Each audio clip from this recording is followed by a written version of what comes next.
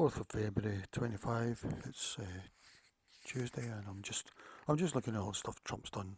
It's 2 weeks since he became president, and on this subject, on the border, and on you know, it's incredible what he's doing, and I suppose it's pretty easy because it's an open goal, really.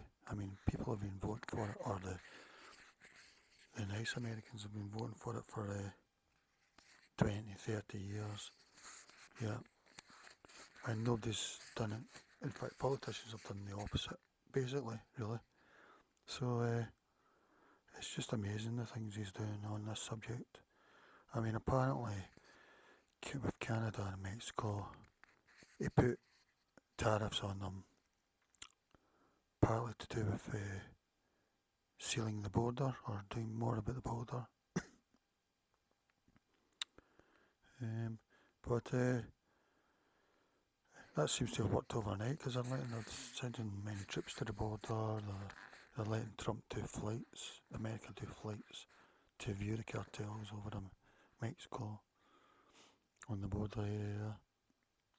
This seems to have worked. Both Mexico and Canada have backed down. Trump's done away with the tariffs just now for 30 days, he says. I don't know what else he wants them to do. He probably wants them to do more, but on this issue, I mean, really, they've allowed this to happen. They've not stopped people going through their borders.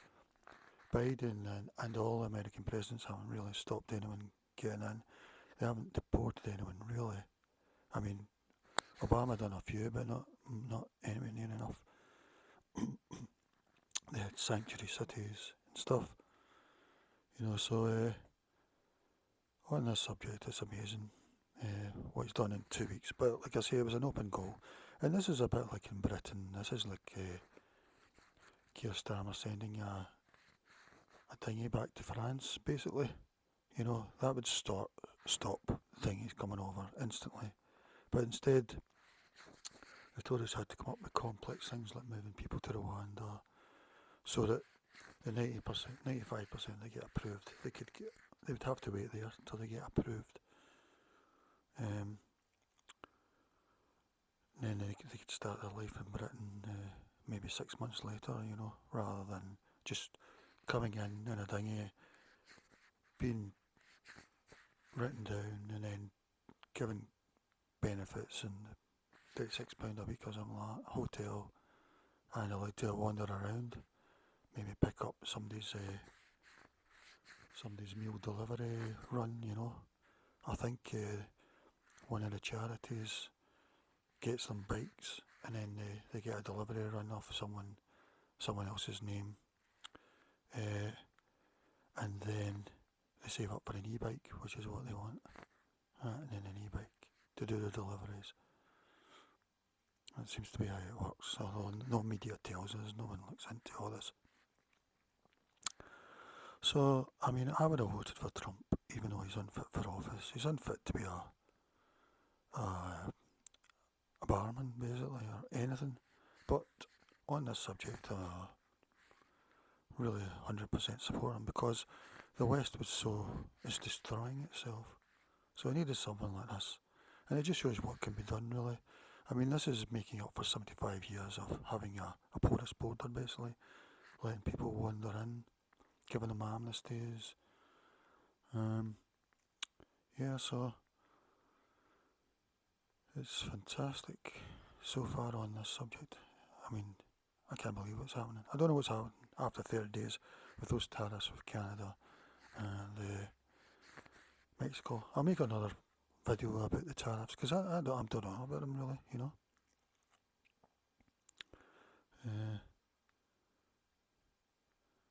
Yeah, I'm just scrolling through Trump stories in the Daily Mail today, 4th of February, so you can see what's going on. I mean, it does feel like a dictatorship. That's a downside, it does feel sort of dictatorship. He's broke agreements. He's talking about serving a third term, which I think he will. I've said that already. That's unless he dies or something.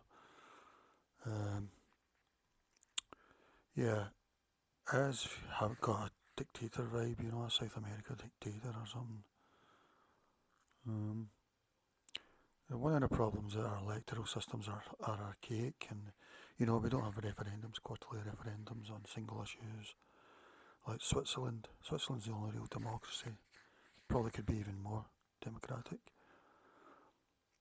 At least they get to vote every 4 years. In Britain, it's every 5 years we get to vote, so that's not very democratic at all. Yeah, it just goes to show you, like, the whole West could be doing this, and ironically,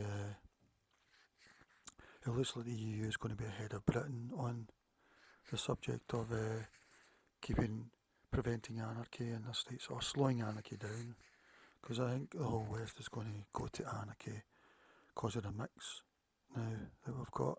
It's no longer a stable majority group. They're going to be a minority, and it's going to be a collection of all the unstable places that people want away from. So I think really we're going to have to need reversal. That's just one of those things. If you don't want anarchy, unless you think it's going to be a utopia like Keir Starmer and Sadiq Khan say, so the best years of Britain are ahead. Personally, it's looking like anarchy to me. I know that Sweden today, there's been some shooting in a school. Don't know how many have died so far, 5 or something. We don't know anything about it yet.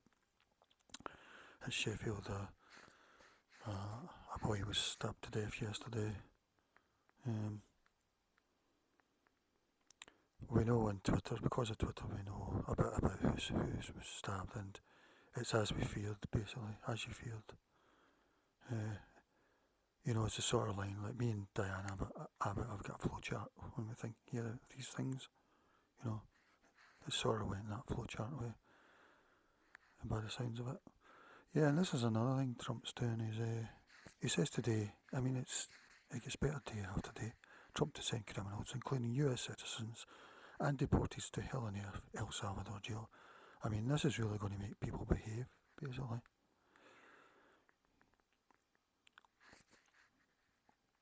So I don't know what's really going on here. I don't know El Salvador. I'm guessing they're going to get paid a lot of money for it. So it's very good for them in that sense. And this is what Maloney's been trying with Albania, although in her case, what she's doing is she wants to send the new arrivals to Albania and they'll be processed there.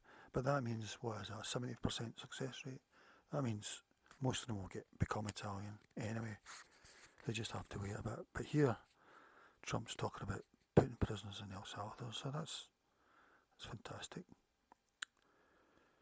Agreed to the most unprecedented, extraordinary migratory agreement anywhere in the world. And this is the way they're all going to go, really. The EU is going this way. The outlier is the UK, unfortunately, because some people just voted the Labour in. Less people voted Keir Starmer than Jeremy Corbyn in 2019, but because he got such a victory, because we've got such an ancient electoral system, you get a wafer thin victory in many, many seats. A thin victory. So he can do what he likes at the moment. But he seems to be doing the opposite of what people want, especially traditional Labour voters, In fact, he locked a lot of them up in Rotherham.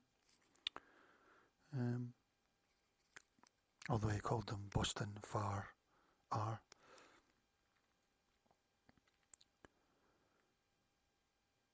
So the breakthrough from Reveal came as President Trump secured border protection agreements from both Canada and Mexico following a whirlwind 24 hours that began with a cratering stock market and the threat of a trade war. And what I admire about this is Trump's ignoring the stock market. This is what they worry about, the stock market, but the stock market is just a Ponzi thing, really.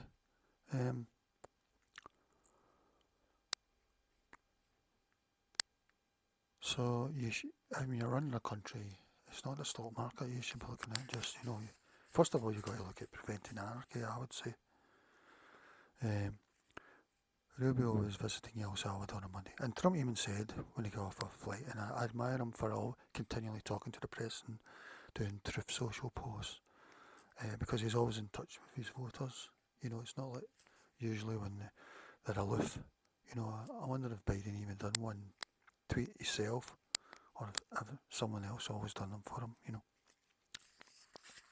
It's the most important way to communicate with people now is the internet. Um, so personally, I don't like mainstream media anymore. Apart from this Daily Mail Online, even that I've drifted away from. I've been looking more at people on X and stuff, but I just looked for this. Yeah, and what Trump said, there might be a short-term, thing, bad thing, so that's good. And he's doing these tariff things. I didn't realise his tariff thing was with Canada and Mexico was to do with the border, but within 24 hours they've caved in. And when you say caved in, what they really mean is they're not going to make them ultra porous anymore, as if there's no border there. They're going to start acting as if the borders are there, basically. So that's the way it's happened. We went 75 years far too far to the left on this subject, and now we're going central. I would call this centre. Protecting your borders, that's just central. It's neutral even, I would say. But then the other few things that Trump's doing here, if he's sending American prisoners to El Salvador, I'm okay with that. Well, let's see, I'm sure we're talking about terrible people. Rubio was visiting El Salvador on Monday to press a friendly government to do more to meet Trump administration demands for a major crackdown on immigration amid turmoil in Washington over the status of the government's main foreign development agency. President Bukele agreed to take back all El Salvadorian MS-13 gang members who are in the United States unlawfully. So there you go. All the other central and southern countries have said, no, we're not taking the ones that are there unlawfully. And then Trump said, okay, you'll get tariffs in, and they all backed down, Colombia, Venezuela, I think. The Ecuadorian president promised to accept and incarcerate violent illegal immigrants, including members of the Venezuelan Tren de Aragua gang, but also criminal illegal migrants from any country. So that's amazing. He must be getting paid millions, but I don't mind. That's money worth spent, really, if you're talking about avoiding anarchy. Obviously the Democrats will be against this, but... And in an extraordinary gesture never before extended by any country, President Bukele offered to house in his jails dangerous American criminals, including US citizens and legal residents, Bruce added. Bruce called it a tremendously successful meeting that will make both countries stronger, safer and more prosperous. So there you go, he must be getting a lot of money for it. So Trump's put a 30-day pause on the tit-for-tat tariffs with both Canada and Mexico. Canadian Prime Minister Justin Trudeau said he would push ahead with a massive round of border security measures after crisis talks with President Donald Trump on Monday. And to me, what he's saying is he's going to not make it easy just to stroll over from Canada to America, basically. At the moment, it's totally porous, I remember when Trump first got elected, I heard of two guys from the global south who decided to walk it across the border, and they both got frostbite and they both lost their hands. It's just terrible. But what's wrong with the country they came from? What is it they don't like about it? And why do these walkers, why do they not stop at Mexico or Panama? Why do they keep going to America? And also, why doesn't Trump want Mexico to be the 52nd state? That's a rhetoric question, I guess.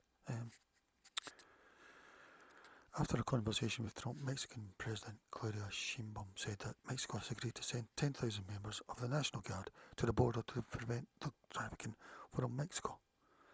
Rubio also watched a US-funded deportation flight with 43 migrants leave from Panama for Colombia.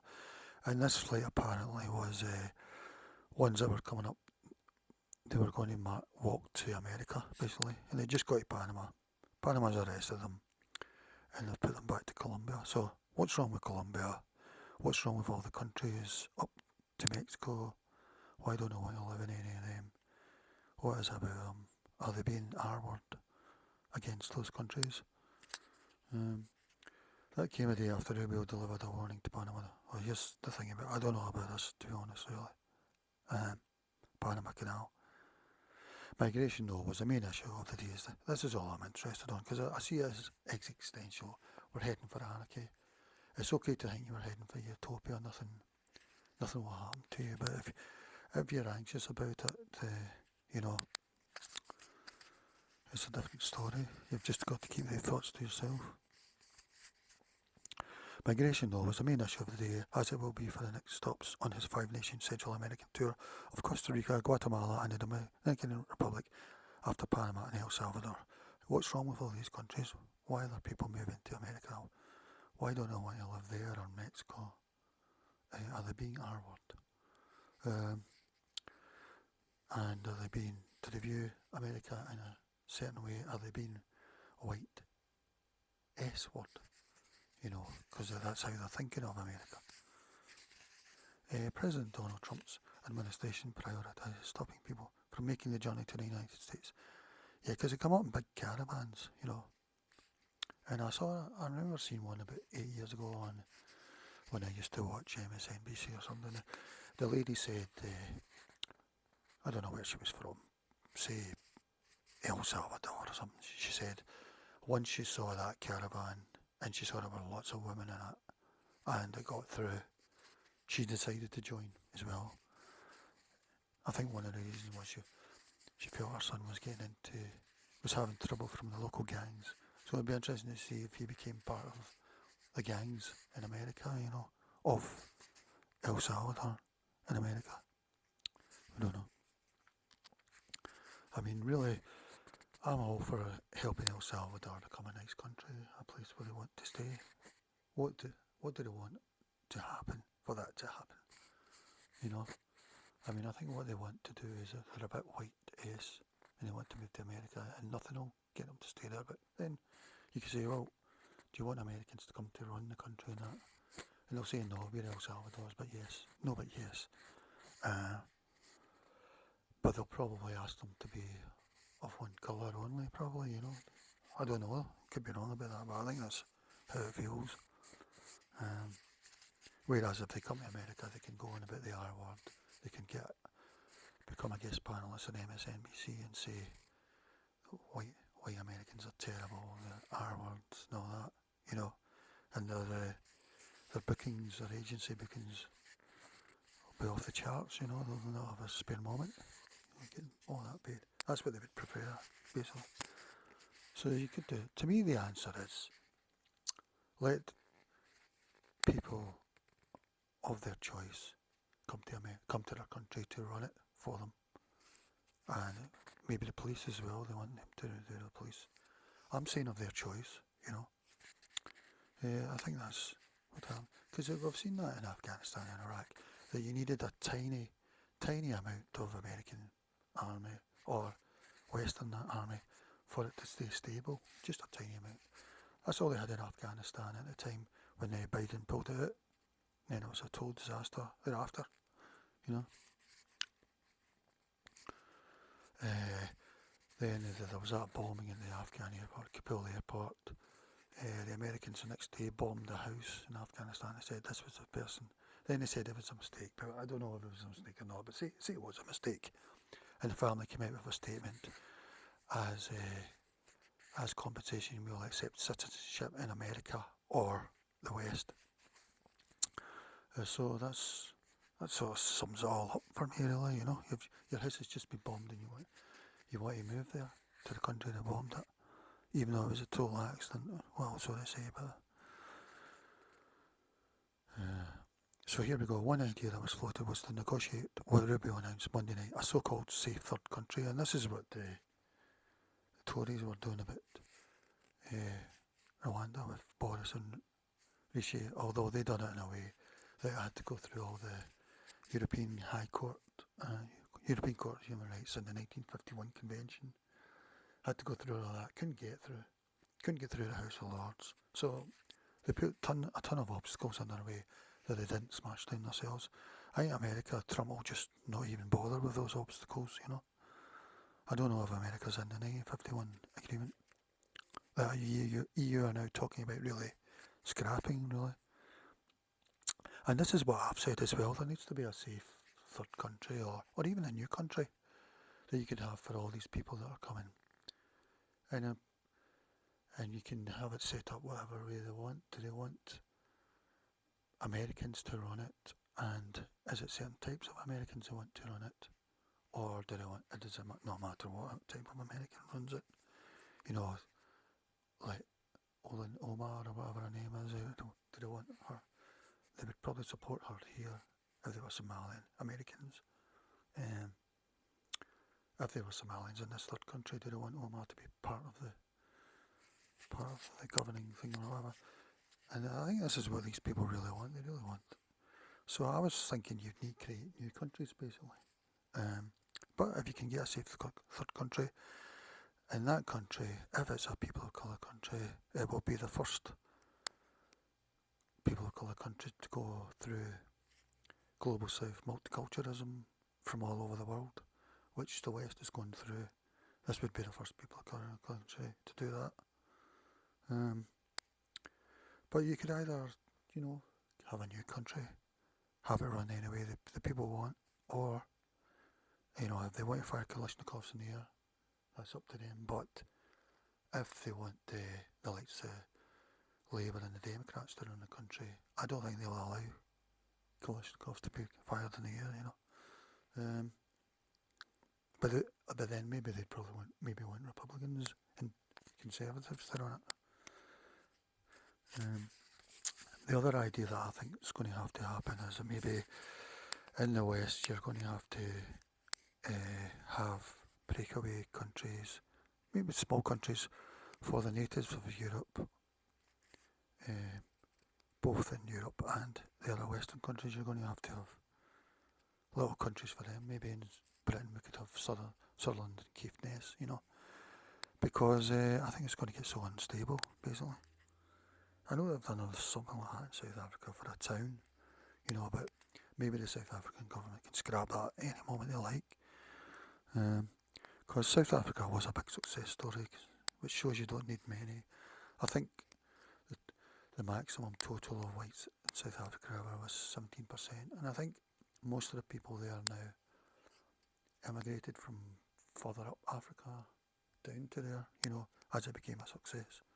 I don't know, but yeah, and then Rhodesia was a big success as well, but Zimbabwe doesn't seem to be a success. In fact, Zimbabwe is one of the biggest groups that are coming to Britain at the moment to become British, to get British citizenship from Labour and the Tories. It's just a case of waiting for approval. So the Labcon Brits, as they should be called.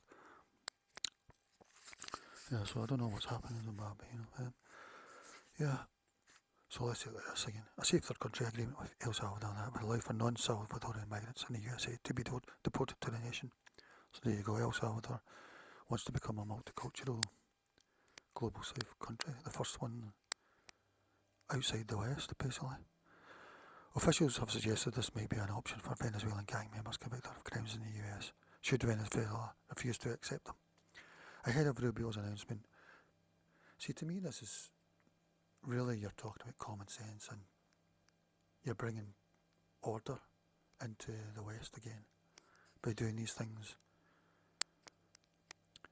Ahead of Rubio's announcement, Bukele said it was a broad agreement that does not have precedent in the history of the relationship, not just of the US with El Salvador, but rather I think in Latin America.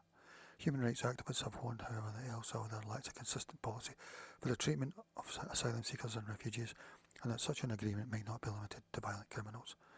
I wonder if there's any people of colour country that these human rights activists could suggest could become a multicultural global south country like the West is becoming. Very soon will be the majority.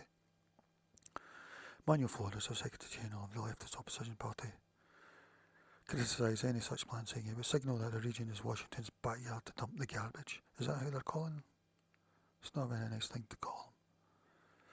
So is this a landmark moment for US immigration policy? Yes, it is. Well done, Trump.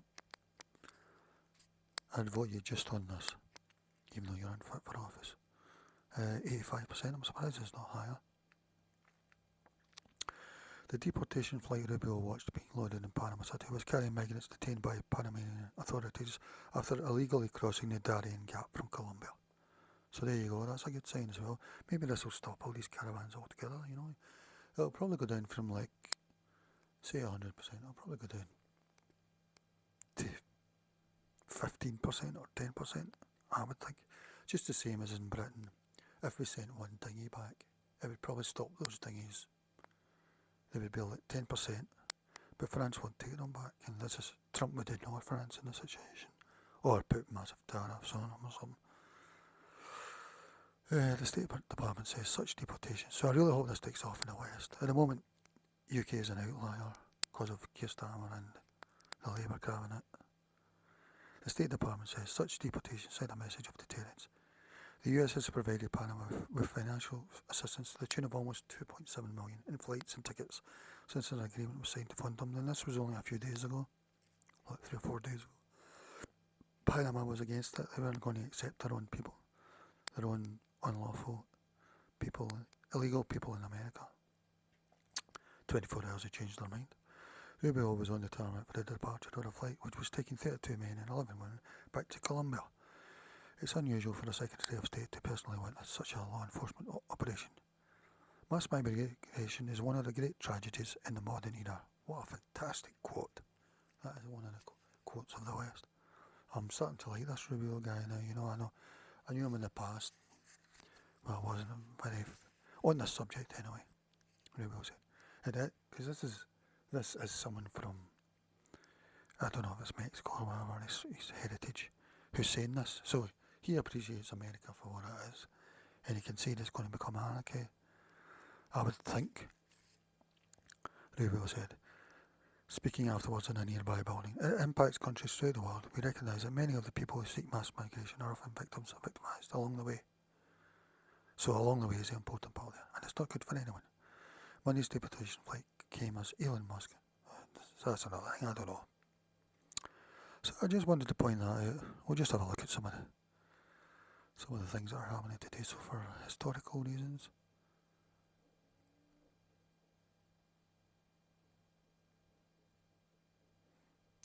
Just look at what's going on. China strikes back. This is to do with tariffs. It brings in stiff tariffs on cars, trucks, coal, oil, and takes aim at Google, Calvin Klein, and high-tech products. So we'll see how that goes. I don't know.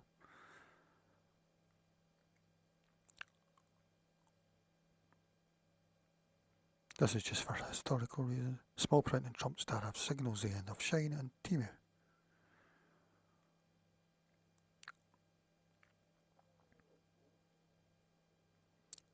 So I'm only interested in one issue really, so I don't know about the rest of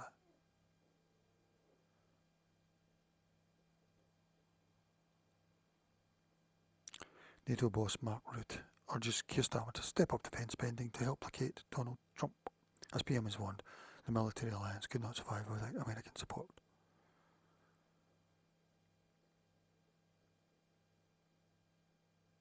Bold call for Australia to copy the US with Elon Musk-style red tape removal. They would be better looking at him, really, I would think. White House claims victory as Canada's Justin Trudeau reacts to Trump's tariff threat by implementing billion-dollar border agreement. So well done, Trump. Trump creates new sovereign wealth fund that could save TikTok. I'll need to read that later, I don't know what that is. Maybe TikTok have to basically give the US money.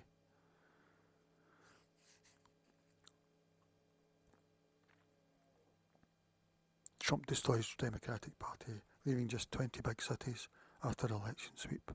I'll need to read that one. Okay, that's news for just now really. So this is fantastic news. 14 days into Trump's thingy. In the UK, all you can do at the moment is vote to form any chance you've got. That's council by-elections, MP by-elections, Scottish election, Welsh election. Because we don't really live in a democracy, you have to wait 4.5 years for the general election. Campaign for proportional representation and to become like Switzerland, where we have quarterly referendums on single issues. Join YouGov and in the polls, just pick reform, and when it asks you what 3 political things are you concerned about, only pick IMM. Only select that, don't select any other issue. You can do the government petitions, the petitions on the government website, because they don't have much impact at the moment, but if lots of people do them, they might embarrass the government. Stick to a single issue. You could look at boycotting, as well, if you feel strongly about things. Okay, but it really looks as if things are going our way at the moment. I mean, Reform yesterday for the first time ever was top of a YouGov poll at 27%. So I'm voting Reform for a single issue, a protest vote. Robert Lowe seems to be the best on that subject. So yeah, that's it for just now.